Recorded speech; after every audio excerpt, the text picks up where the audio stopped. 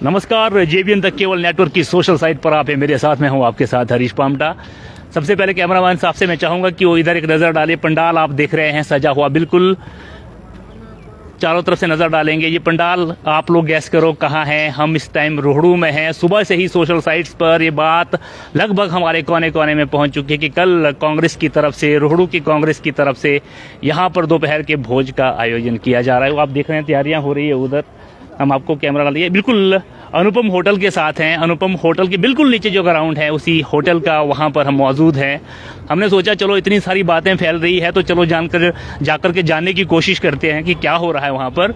ये देखिए पूरे कल के दोपहर के भोजन की तैयारियाँ हो रही है। जब हम यहाँ पर आए थे तो ये हमारा सौभाग्य कि यहाँ पर सैंदर इटका जी हमारे पास मिल गए। हमने सोचा चार बातें उनसे भी कर लें, तो अभी सैंदर इटका जी से कुछ पूछेंगे। सैंदर इटका जी किसी पहचान के मोहताज तो है नहीं, और हम लोगों को मालूम है कि जिला परिषद के 2015 से अभी तक के जो है कंटिन्यू जीतते आ रहे हैं बतौर जिला परिषद। और उसके अलावा इनके पास बहुत सारा एक्सपीरियंस है। और मैं तो एनएसयूआई के टाइम में जानता था, जब मैं खुद एक छात्र राजनीति का सक्रिय स्तर से होता था। उस टाइम हम लोगों को मालूम था कि एनएसयूआई के इलेक्टेड में जो पहले जीते हुए, जी हाँ, प्रधान भी रहे हैं वहाँ पर। तो बहुत सारे अनुभव है इनके पास, हम इनसे जानने की कोशिश करेंगे। हालांकि कल 8 तारीख को 2022 के इस चुनाव का नतीजा निकलने वाला है। और रोहड़ू की, मैं ये नहीं कहता कि कौन सी पार्टी कितना वोट लेने वाली, लेकिन जो जनश्रुति है, जो हमारे पास लोगों के आंकड़े, उन्होंने कह दिया है कि शायद चुनाव इस बारी भी एक तरफा ही होने वाला है। कारण यह है कि हम लोगों को शुरू से ही मालूम है कि भाजपा शुरू से ही बंटी हुई नजर आई। और उसके बाद उन्होंने, हालांकि नड्डा जी के आने के बाद एक होने की कोशिश जरूर की थी, ताकत में आने की कोशिश जरूर की थी, लेकिन तब तक शायद बहुत देर हो चुकी थी। और हमारे अब ऐसा जनश्रुति जो यहाँ पर माहौल बना हुआ है, शायद उसी का नतीजा है। वो तब रेटका जी ही बताएंगे जो कांग्रेस को यहाँ पर रिप्रेजेंट कर रहे हैं, कि आखिर क्या है इसके पीछे मोटो क्या है, और अगर टक्कर कांटे की भी रहती तो भी क्या ये सब चीज़ें करते हैं। हम सीधा उनसे बातचीत करेंगे। सर, स्वागत है आपका, मोस्ट वेलकम आपका। सबसे पहले मैं पामटा जी आपके चैनल का बहुत बहुत स्वागत करता हूँ और धन्यवाद भी करता हूँ। और जिस तरह से आपने अभी यहाँ पर हमारे जो ये पंडाल कल के लिए सज रहा है, उसके इसमें आप यहाँ पर पहुँचे, तो आप देख रहे हैं कि यहाँ पर हम कांग्रेस के जितने भी है यहाँ पर सभी कार्यकर्ता कल की तैयारियों में लगे हैं। क्योंकि हिमाचल प्रदेश में इस दफ़ा कांग्रेस की सरकार बनेगी। और जहाँ तक रोहड़ू विधानसभा क्षेत्र की बात है, रोहड़ू विधानसभा क्षेत्र में हमारे जो विधायक श्री मोहनलाल ब्राक्टा जी, वो तीसरी दफ़ा चुनाव जीतेंगे। और हिमाचल प्रदेश के 68 विधानसभा क्षेत्रों में सबसे ज़्यादा जो लीड होगी वो रोहड़ू विधानसभा क्षेत्र की होगी। तो पूरे हिमाचल प्रदेश में हालांकि अलग अलग एग्जिट पोल आ रहे हैं, अलग अलग नतीजे निकल रहे हैं। बहुत सारे जो हमारे, हालांकि हिमाचल प्रदेश के ओरिजिनल छोटे छोटे आपके सोशल साइट्स के जो भी चैनल है, सब ने कांग्रेस को बताया है कि हमारी कांग्रेस पावर में आ रही है। और इसके बावजूद जो बड़े जो चैनल्स है वो एग्जिट पोल दे रहे हैं। हालांकि उन्होंने भाजपा को कई एग्जिट पोल में ऊपर दिखाया हुआ, लेकिन कहीं ना कहीं कांग्रेस को उन्होंने 30 से 40 के बीच रखा हुआ है। और जो हमने बातचीत की थी, हमने जो आंकड़े सुझाने की कोशिश की थी, हमने जो आंकड़े जोड़ने की कोशिश की थी, उसमें भी मुझे 36 से 43 के बीच में, हालांकि कुछ कांग्रेस के लोग बोल रहे 45 से ऊपर और भाजपा के लोग बोल रहे, वो तो उनकी अपनी जो राजनीतिक अनुभव उसके आधार पर बोल रहे हैं। लेकिन जो हमने आंकड़े जुटाने की कोशिश की, हमें 38 से 41 के बीच में फिलहाल कांग्रेस नजर आ रही। तो आप अपने अनुभव से, या फिर जो आपकी टीम के आपके पास और हिमाचल परिणाम निकले, आप कहां तक सुजेस्ट करते हैं कितने सीट आने की संभावना है? देखिए, जिस तरह से आपने कहा कि जो हमारा हिमाचल प्रदेश के जितने भी चैनल्स हैं, उन्होंने हमेशा ही आज तक मेरे ख्याल से 45 से 50 सीटें उन्होंने कांग्रेस की दी है। जहाँ तक आपने बात की है जो हमारे सेंट्रल गवर्नमेंट के, या आज तक है या एनडीटीवी है, अब दिल्ली वालों को क्या पता कि हिमाचल प्रदेश की क्या स्थिति है। हिमाचल प्रदेश एक पूरे भारतवर्ष में एक केरल के बाद दूसरा एक राज्य ऐसा है जो एक हमारा पढ़ा लिखा है। यहाँ पर हर गांव, हर परिवार का एक पढ़ा लिखा नौजवान है। तो आप जानते हैं कि पिछली दफ़ा जो हमारे आदरणीय मुख्यमंत्री आदरणीय जयराम ठाकुर जी, उनकी सरकार थी। और आप जानते हैं, और मैं आपके चैनल से कहना चाहता हूं कि कल पूर्ण बहुमत के साथ हिमाचल प्रदेश में कांग्रेस की सरकार बनेगी। क्योंकि पिछली जो सरकार थी, उन्होंने हमारे जो अधिकारी और कर्मचारी है उनको ओपीएस, जबकि हमारे लोकप्रिय विधायक श्री विक्रमादित्य सिंह जी ने आज से 2 साल पहले उन्होंने हिमाचल प्रदेश की विधानसभा में कहा, आदरणीय मुख्यमंत्री जी को संबोधित करते हुए कहा कि हिमाचल प्रदेश का जो भी हमारा अधिकारी और कर्मचारी है उनको आप ओपीएस दो। अगर आप नहीं देते तो जब हमारी सरकार बनेगी सबसे पहले हम ओपीएस को लागू करेंगे। तो मैं चाहता हूं इस दफा हिमाचल प्रदेश में जितने भी हमारे अधिकारी और कर्मचारी हैं उन्होंने ओपीएस को देखते हुए कांग्रेस को वोट दिया। और सबसे बड़ी जो बात है वो हमारे बेरोजगारी है। आप देखो कि हिमाचल प्रदेश में कितने लाखों युवा साथी है जो पढ़े लिखे, जो मतलब क्वालिफाई कर रहे हैं, तो उनको रोजगार नहीं दे रहे। और तीसरी बात, हिमाचल प्रदेश में महंगाई देखिए आप, महंगाई कितनी हो चुकी है, महंगाई अति हो चुकी है, जिससे आम आदमी चाहे बड़ा है चाहे छोटा है बहुत बड़ी मुश्किल से अपने वो उसका गुजारा कर रहे हैं अपने परिवार का। तो इन 3 चीज़ों को देखते हुए हिमाचल प्रदेश में इस दफा कांग्रेस की सरकार बनेगी। हमारी जो लोकप्रिय अध्यक्षा श्रीमती प्रतिभा सिंह जी है, उनके नेतृत्व में हिमाचल प्रदेश में कांग्रेस एक है और उनके नेतृत्व में हिमाचल प्रदेश में कांग्रेस की सरकार पक्का बनेगी। बहुत सारे सवाल है सीएम को लेकर के, बहुत सारी बातें आ रही है सीएम को लेकर के। कोई कह रहा है कि सुखविंदर सिंह सुक्खू जी भी दौड़ में आगे, कोई कौल सिंह जी की बात कर रहे हैं, रानी प्रतिभा सिंह जी को आगे लेने की बात कर रहे हैं और मुकेश अग्निहोत्री जी को लेने की बात करें। आपको क्या लगता है कि इस वक्त सबसे जो सशक्त चेहरा है कांग्रेस के अंदर, जो पूरी कांग्रेस पार्टी को एक करके जिनके नेतृत्व में पूरा 5 साल निकलेगा, किसका नाम आप अपनी तरफ से सजेस्ट करेंगे? देखिए, जिस तरह से आपने कहा कि जहां तक आपने मुख्यमंत्री की बात की है, हम तो चाहते हैं कि जिस तरह से हमारी जो लोकप्रिय अध्यक्षा श्रीमती प्रतिभा सिंह जी, उनके नेतृत्व में हिमाचल प्रदेश में चुनाव हुए, तो उनके नेतृत्व में हम तो चाहेंगे कि हमारी जो प्रदेश की अध्यक्षा रानी प्रतिभा सिंह जी, हम तो चाहेंगे वो मुख्यमंत्री बने। बाकी उसके बाद जो भी बने, जो हाईकमान कहेगा, उसमें रानी साहिबा ने कहा कि जो भी हाईकमान कहेगा हम उसको स्वीकार करेंगे। लेकिन हम चाहते हैं, हमारी जो पहली चॉइस है वो रानी प्रतिभा सिंह जी के लिए है कि वो हिमाचल प्रदेश की मुख्यमंत्री बने। कुछ सीटें यहाँ पर आज़ाद जो प्रत्याशी हैं उन लोगों के आने की संभावना, आपको क्या लगता है अगर हमारे चौपाल से जो आज़ाद बतौर पर आज़ाद प्रत्याशी वहाँ से चुनाव लड़ रहे हैं, अगर वो जीतते हैं तो आपको क्या लगता है उनकी वो सीट आपकी कांग्रेस की झोली में आएगी या फिर भाजपा ले जाएगी? सबसे पहले तो मैं आपको ये कहना चाहता हूँ कि हिमाचल प्रदेश में किसी को, हमारे को ना आज़ाद की ज़रूरत पड़ेगी ना किसी दूसरे दल की। हिमाचल प्रदेश में पूर्ण बहुमत के साथ कांग्रेस की सरकार बनेगी। जहाँ तक आपने हमारे सुभाष मंगलेट जी, हमारे जो एक बड़े भाई है, उन्होंने भी आज़ाद उम्मीदवार इस दफ़ा चौपाल से चुनाव लड़ा। अगर वो जीतते हैं वो हम ऑटोमेटिकली हमारे कांग्रेस का साथ देंगे। हिमाचल प्रदेश की जो ऊपरी एरिया है हमारा शिमला, जो कि हमारे राजा साहब का गढ़ भी माना जाता है, चलो रोडू का तो लगभग हम ये नहीं कहते कि कितने ज़्यादा वोटों से जीत रहे हैं, लेकिन मैं बार बार कह रहा हूँ कि जनश्रुतियों के आधार पर, जो यहाँ के अनुभव के आधार पर लोग बता रहे हैं कि यहाँ से मौलाना ब्राक्टा लगभग सीट तय कर चुके हैं। जुब्बल और रामपुर को लेकर के आप कितना सशक्त है, आपको कितना आश्वस्त है आपकी यहाँ से सीट आएगी या फिर जाने की संभावना है? मैं आपको, जो मेरा अपना एक्सपीरियंस है, मुझे भी अपना एक्सपीरियंस 30 साल का एक्सपीरियंस हो चुका है, लेकिन हिमाचल प्रदेश में खासकर मैं जिला शिमला की बात करूंगा, मैं तो ये कहूंगा कि यहाँ पर 8 की 8 सीटें कांग्रेस जीतेगी। अच्छा, चलो ये इनका अनुभव था। परिवर्तन संसार का नियम है और हमारे हरांगी रोडू में भी है, कहा जा रहा है कि यहाँ पर सीटें, अगर भगवान करे कि कांग्रेस आ जाए और आपकी जैसे आपकी इच्छा है, हमारे जो ईश्वर है उन्होंने आपकी बात मान ली और कांग्रेस आती है, तो कहीं ना कहीं आपको नहीं लगता जो हमारे मौलाना ब्राक्टा जी बतौर इंसान है वो बहुत खूब हैं, बहुत अच्छे इंसान, उनकी बहुत रिस्पेक्ट है और इसी करके शायद वो आज भी लोगों के दिलों में राज करते हैं।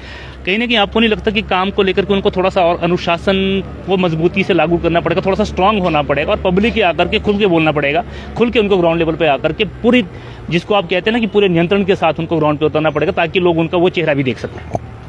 देखिए, जिस तरह से आपने हमारे जो लोकप्रिय विधायक श्री मोहनलाल ब्राक्टा जी के जिक्र किया, वो एक बहुत ही ईमानदार और सच्चे आदमी है। आपने कहा कि कहीं ना कहीं उनको बोलना पड़ेगा, तो मैं ये चाहता हूँ आपके चैनल के माध्यम से, आदरणीय श्री मोहनलाल ब्राक्टा जी जब हमारे स्वर्गीय राजा वीरभद्र सिंह जी हिमाचल प्रदेश के मुख्यमंत्री थे, तो मैं चैनल के माध्यम से कहना चाहता हूँ, रोडू में आपके सामने यहाँ पर बस स्टैंड अधूरा था। आप यहाँ पर हमारे हॉस्पिटल की बिल्डिंग देखिए, आप यहाँ पर देखिए हमारे बखीरना का पुल है, यहाँ बस स्टैंड है, हॉस्पिटल है, कई ऐसे कार्य आदरणीय श्री मोहनलाल ब्राक्टा जी ने स्वर्गीय राजा वीरभद्र सिंह जी से अपने विधायक विधायक होते हुए बहुत सारे कार्य किए। हाँ, जब हमारे श्री जयराम ठाकुर जी मुख्यमंत्री बने, हमारे मोहनलाल ब्राक्टा जी, हम स्वयं खुद उनके साथ जो हमारे किसानों और बागवानों की जो डिमांडें थी, हम मुख्यमंत्री जी से खुद मिले। लेकिन आप जानते हैं कि जब सरकार होती है तो हम विपक्ष की कोई नहीं सुनता। तो मोहनलाल ब्राक्टा जी ने कई दफ़ा आदरणीय जयराम ठाकुर जी के पास गए, कई यहाँ के मुद्दे लेके गए, कई यहाँ से कई बहुत सारी समस्या थी उनको लेके गए, लेकिन कई काम हुए, कई काम नहीं हुए। लेकिन मैं चाहता हूँ जो यहाँ पर रोडू विधानसभा क्षेत्र है, यहाँ का आप भली भांति जानते हैं, यहाँ का जो भी विकास किया वो स्वर्गीय राजा वीरभद्र सिंह जी ने किया, आदरणीय हमारे मोहनलाल ब्राक्टा जी ने किया जब वो यहाँ से विधायक थे। विधायक होते हुए उन्होंने यहाँ पर इंडोर स्टेडियम का काम किया, यहाँ पर बस स्टैंड का काम किया, हमारे हॉस्पिटल का काम किया, चढ़गांव बस स्टैंड किया, हमारे गौसारी की बिल्डिंग का काम किया, स्मोली पुल का काम किया। ये किसने किया? मोहनलाल ब्राक्टा जी ने किया। जब हमारे स्वर्गीय राजा वीरभद्र सिंह जी मुख्यमंत्री थे तो मोहनलाल ब्राक्टा जी ने कांग्रेस के कार्यकाल में 4.5 करोड़ रुपए की निधि जो गरीबों को आर्थिक सहायता मिलती थी वह उन्होंने यहाँ पर दिलाई। तो मैं ये पूछना चाहता हूँ जो हमारे भारतीय जनता पार्टी के यहाँ से चाहे नेता है चाहे नेत्री है, हम ये जानना चाहते हैं, वो भी जवाब दे। आदरणीय जयराम ठाकुर जी यहाँ 3 दफा हमारे रोड विधानसभा क्षेत्र में आए, उन्होंने कोई भी एक बड़े प्रोजेक्ट के लिए मुख्यमंत्री जी को वो नहीं बोला कि आप हमें कोई बड़ा प्रोजेक्ट दिए। यहाँ पर रोडू विधानसभा क्षेत्र में कोई भी ऐसा कार्य नहीं किया। यहाँ पर आदरणीय धूमल साहब रहे, हम उनका मान सम्मान करते हैं, शांता जी रहे, आदरणीय जयराम ठाकुर जी बहुत अच्छे आदमी है, इंसान है। लेकिन रोडू विधानसभा क्षेत्र में जो भी विकास कार्य किए वो स्वर्गीय राजा वीरभद्र सिंह जी ने किए, आदरणीय श्री मोहनलाल ब्राक्टा जी ने किए। आपको मैं कहना चाहता हूँ जो हमारे चैनल आइज है, बडियारा से लेके चढ़गांव से लेके जो चैनल आई, स्वर्गीय राजा वीरभद्र सिंह जी ने इसका शिलान्यास किया था। 205 करोड़ रुपए सेंट्रल गवर्नमेंट से हमारे जो डॉक्टर मनमोहन सिंह जी प्रधानमंत्री थे उनके कार्यकाल में यहाँ के लिए 205 करोड़ की चैनलाइज की स्कीम शुरू की थी। उसका कुछ काम टेंडर भी हुआ था, लेकिन उसके बावजूद भी ये सारा का सारा जो चैनलाइज है वो कैंसिल किया। मैं ये बोलना चाहता हूँ जो हमारे भारतीय जनता पार्टी के नेता है यहाँ पर, उनको मतलब सेंट्रल गवर्नमेंट से हमारे आदरणीय जेपी नड्डा जी जो आज भारतीय हमारे भाजपा के राष्ट्रीय अध्यक्ष हैं, हमें खुशी होती है वो हमारे हिमाचल प्रदेश के। लेकिन यहाँ के जो नेता है नेत्री है, उन्होंने कभी भी, वो चाहे सेंट्रल गवर्नमेंट में हो वो चाहे हमारे राज्य में हो, कभी भी रोडू के डेवलपमेंट की बात नहीं की। जैसा कि मैं आपकी बातचीत से भी जानता हूँ, अनुभव आपके पास बहुत है राजनीति का, और मैं पहले भी बता चुका हूँ जिला परिषद के आप इससे मतलब 2015 से कंटिन्यू चले आ रहे हैं, प्रधान भी रहे, बहुत सारी मतलब आपकी अचीवमेंट बहुत से हैं, हमें मालूम है। यहाँ पर आप नगर परिषद जो है इसमें भी रहे हैं आप। तो मैं अगर आने वाले कल में 27 में ओपन सीट होती है तो क्या यहाँ के लोग सुरेंद्र रेडका जी को बतौर MLA देख पाएंगे? देखिए, ये तो एक बहुत बड़ी बात है कि कल को क्या होता है, लेकिन भविष्य में क्या होता है मैं तो ये चाहता हूँ, मैं राजनीति से हटकर, मैं आपके चैनल से कहना चाहता हूँ, राजनीति से हटकर मैं जनता की सेवा करना मेरा सबसे पहले कर्तव्य है। मैं इसलिए नहीं कि मैं राजनीति करनी है, मैं बिना राजनीति से हटके भी लोगों की सेवा करता हूँ। वो चाहे मेरा डोडरा कुआर से लेके गड़ासीदार हो, चाहे मेरा अडाल वार्ड का जिला परिषद क्षेत्र हो, चाहे सीमा रंटाड़ी हो, चाहे हमारा खस्तार वार्ड हो। लेकिन जहाँ मैं अपनी व्यक्तिगत तौर से, क्योंकि मैं शुरू से ही जब मैं छात्र राजनीति में सीमा कॉलेज में इलेक्टेड प्रेसिडेंट रहा NSY का, उसके बाद मुझे बार एसोसिएशन का मैं यहाँ पर प्रेसिडेंट रहा, यूथ कांग्रेस का मैं प्रेसिडेंट रहा हूँ 8-9 साल, और उसके बाद रोडू में मैं एक दफ़ा पार्षद रहा और एक दफ़ा मैं यहाँ पर नगर परिषद का चेयरमैन रहा। और 2015 में जब मैंने पहली दफ़ा जिला परिषद का चुनाव लड़ा, मैं आज भी सभी लोगों का, सभी मतदाताओं का आपके चैनल से एक दफ़ा नहीं 100 दफ़ा धन्यवाद करता हूँ। 2015 में भी मुझे जिला परिषद का मेंबर बनाया, उसके बाद मैं आदरणीय स्वर्गीय राजा वीरभद्र सिंह जी का बहुत बहुत धन्यवाद करता हूँ, जिन्होंने मुझे 2015 में भी जिला परिषद का उपाध्यक्ष बनाया। और इस दफ़ा मैंने अडाल वार्ड से चुनाव लड़ा, अडाल वार्ड की जनता ने मुझे अपना बेटा समझ के अपना प्यार दिया और यहाँ से भी मुझे जीत दर्ज हुई। उसके लिए भी मैं स्वर्गीय राजा वीरभद्र सिंह जी का धन्यवाद करता हूँ, जिन्होंने मुझे दूसरी दफ़ा जिला परिषद का उपाध्यक्ष बनाया।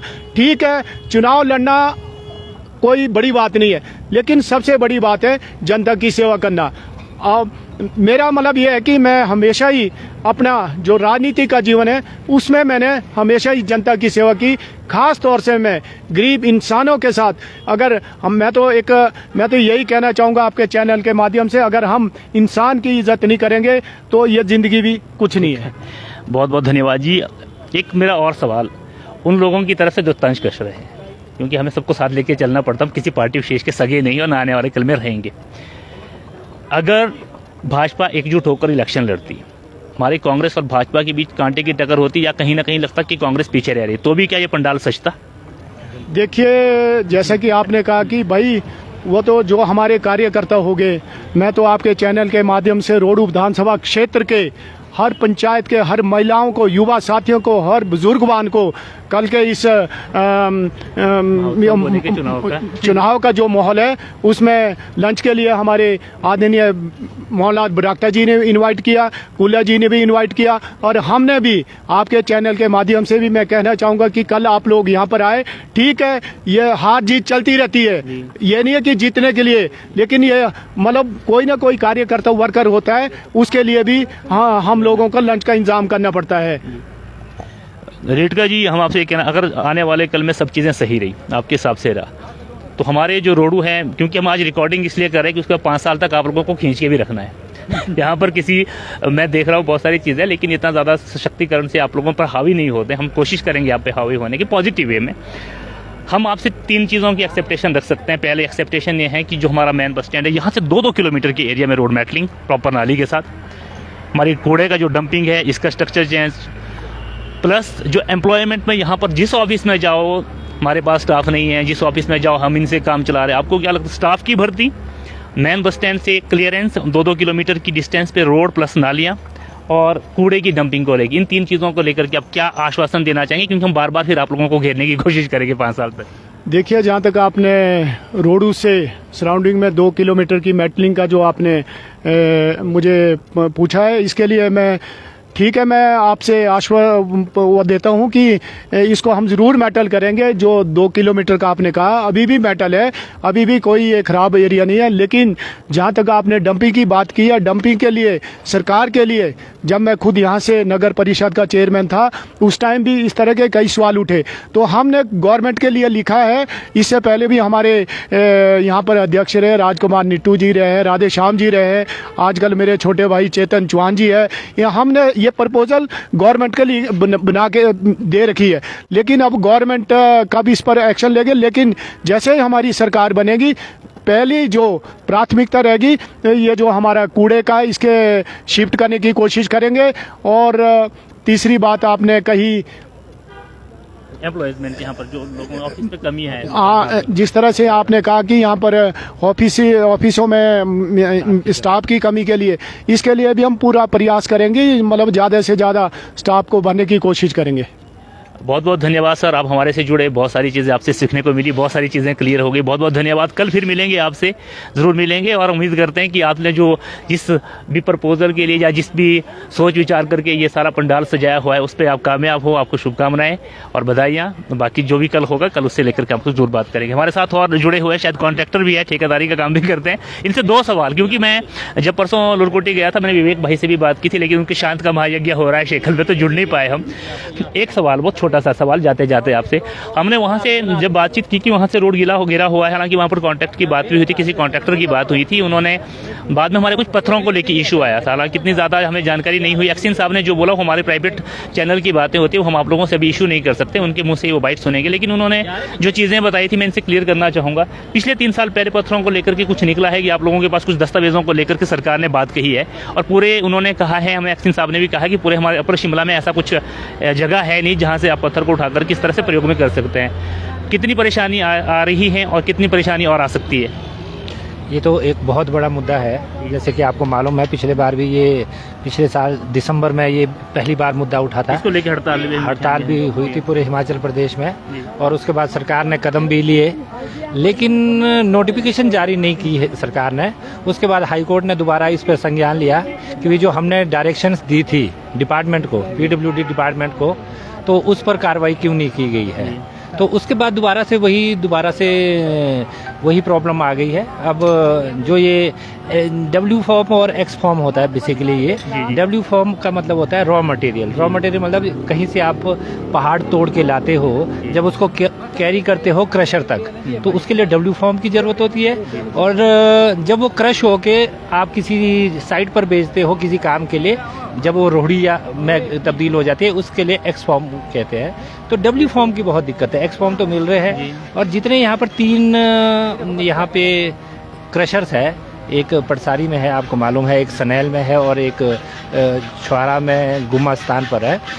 वो तीनों जो क्रशर वाले हैं वो एबिलिटी नहीं दिखा रहे हैं अपनी कि भी हम लोग स्टोन आप लोगों को स्टोन के प्रोवाइड नहीं कर सकते। इसलिए ये तो बहुत बड़ा मुद्दा है, बहुत ही वाजिब सवाल उठाया है आपने, क्योंकि ये आने वाले समय में सरकार चाहे जो मर्जी बने दिक्कतें आएगी ना, हमारी दिक्कतें आएगी। क्योंकि जब लोगों के सड़कें बननी है, अब आपने कहा कि बहुत सारी सड़कें कच्ची है, उसमें जीएसपी बिकते हैं, रोडे बिकते हैं, जब उसका आपको फॉर्म ही नहीं मिलेगा तो ठेकेदार या गवर्नमेंट कॉन्ट्रैक्ट लगाने, वो टेंडर्स लगाने के लिए मुश्किल हो जाएगी गवर्नमेंट को। एक्सिन साहब ने कहा था कि अगर हम जुगाड़, अगर कहीं से कुछ कर भी लेता है कोई प्रबंध, तो उसके बाद बिलिंग को लेकर बड़ी दिक्कतें आएगी, वो दिखाएंगे कहाँ से शो करेंगे, कैसी चीज़ अपने। सर जुगाड़ तो ऐसा है ना, जुगाड़ तो टेम्परेरी है, लेकिन जब आप बिलिंग की बात है, जुगाड़ तो ये है कि मुझे छोटा मोटा धंधा है उसमें हो सकता है। जो बड़े PMJSY है, नाबार्ड है, ये जो स्कीम्स है ये किस तरह चलेगी।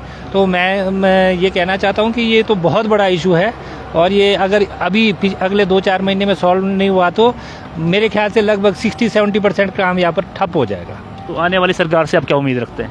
आने वाली सरकार से यही उम्मीद है कि भी कोई नोटिफिकेशन जारी करे, जिस तरह से पहले कैबिनेट बिठाई गई थी माननीय जयराम जी द्वारा, और उस पर एक उन्होंने संशोधन भी किया था, लेकिन वो संशोधन ऐसा है कि वो नोटिफिकेशन में तब्दील नहीं हो पाया। और अब जो ऑफिसर्स है, क्योंकि आपने कहा है कि आप खुद एक्सिन से बात कर चुके हैं, तो वो डिस्क्लोज नहीं किया जा सकता है उन चीज़ों को, तो वो डिपार्टमेंटल मैटर्स है।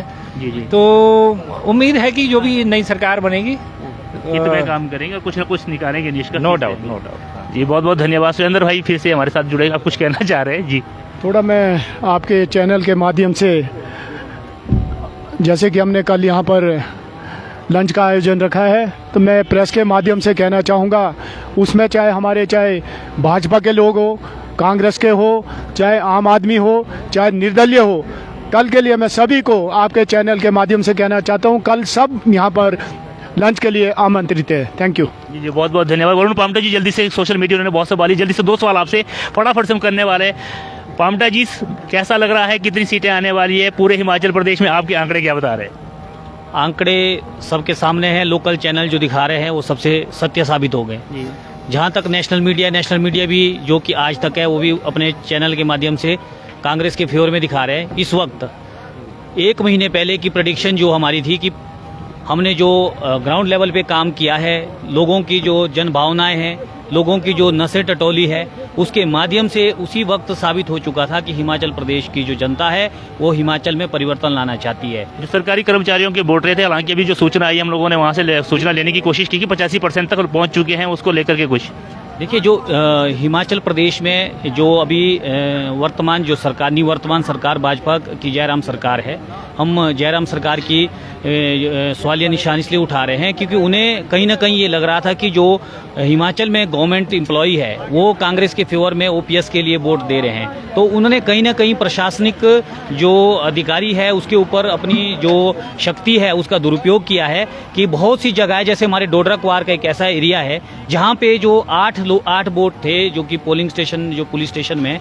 वो अभी भी नहीं पहुंचे। शायद अभी 1-2 दिन का हमें मुझे मालूम नहीं, अभी 3-4 दिन पहले तक वहाँ पे वोटिंग के लिए वहाँ पे उनकी कोई वोट कास्ट नहीं हुए, जिसमें से 2-4 लोग एम्प्लॉय ऐसे जो घर भी निकल चुके थे, अब शायद वो वोट डालेंगे या नहीं डालेंगे। तो ऐसा ही ना केवल इस रोड विधानसभा क्षेत्र में हुआ है, बल्कि 68 के 68 विधानसभा क्षेत्र में 65,000 के लगभग जो वोट है वो लंबित पड़े हुए हैं। तो हमारा हमें इससे कुछ नहीं लेना कि वो वोट कहाँ डालेंगे, लेकिन एक लोकतंत्र की जो हत्या जो केंद्र से लेकर प्रदेश तक जो भाजपा सरकार कर रही है, मैं सीधा जनता से ये निवेदन करना चाहूंगा कि सरकारें जो भी बनेगी, कांग्रेस की बनेगी, भाजपा की बनेगी या किसी भी की बनेगी, हम उस मैंडेट को सभी बहिष्कार करना चाहते हैं, लेकिन एक संदेश ये देना चाहते हैं, जो आजकल लोग ये कह रहे हैं कि बार बार कि अगर कांग्रेस की सरकार भी बनती है तो भाजपा की सरकार बनेगी। लेकिन मैं उन लोगों से जो जमीन स्तर से जुड़े लोग हैं उनसे ये आग्रह करना चाहूंगा कि आप लोग किस मुंह से ये बात कर रहे हैं। ये तो सरेआम लोकतंत्र की हत्या है। जहां पे जिस देश में हम लोकतंत्र में अपने स्वतंत्र अधिकारों के प्रति उत्तरदायित्व के लिए हम हमेशा आगे रहते हैं, हम लोग अपने मुंह से कहते हैं कि विधायक बिकेंगे। ऐसा कहीं भी नहीं होने वाला है। यहाँ पे इनके बड़े बड़े लोग जिन्होंने पैसों के ऊपर जो अंकुश लगा रखे हैं, बहुत दुरुपयोग किया गया इन्होंने। इलेक्शन से 2 दिन पहले 68 के 68 विधानसभा क्षेत्र में इन्होंने बहुत पैसे तंत्र का दुरुपयोग किया। उसका भी यहाँ पे कुछ नहीं होने वाला है। 42+ सीटें हिमाचल प्रदेश में कांग्रेस की बनने वाली है और कल पूर्ण बहुमत से कांग्रेस की सरकार बन रही है। और मेरा सभी लोगों से आग्रह है कि यदि कोई भी इसी प्रकार का कोई षड्यंत्र यहाँ पे रचते हैं, चाहे वो भाजपा के केंद्र एजेंसियां कर रही है, तो उनका यहाँ पे बहिष्कार तो होगा ही, उनको हम मुंह तोड़ जवाब भी देंगे और उनके मुंह में जूता मारने के लिए हम लोग तैयार बैठे हैं। बहुत बहुत धन्यवाद। फिलहाल फिर से आप लोगों से इस उम्मीद के साथ कि कल के चुनाव में भाईचारा खराब मत कीजिएगा, आपस में मिलके रहेगा। राजनीति है, हर 5 साल के बाद ये महामेला सजता रहेगा। जो भी प्रत्याशी होंगे उनकी मेहनत का नतीजा ये 5-5 वर्षों के बाद ग्राउंड लेवल पे आता रहेगा। दूरदर्शिता जिसके अंदर होगी वही सरताज पहनेगा जीत का। फिलहाल मैं हरीश पामटा बिल्कुल अभी उसी पंडाल से जहां पर कल तमाम रोडू वालों को हमारे कांग्रेस की तरफ से आमंत्रित किया गया है, इसी पंडाल से मैं हरीश पामटा अपना कैमरामैन हर्ष के साथ आप लोगों से चाहता हूं अलविदा। कल सुबह 7:30 बजे आप JVN द केबल नेटवर्क के साथ लाइव स्ट्रीम में ज़रूर जुड़िएगा। आपको हम पूरे हिमाचल प्रदेश के आंकड़े बताने की पूरी कोशिश करेंगे। फिलहाल यहाँ से चाहते हैं अलविदा। आपका दिन शुभ रहे। धन्यवाद।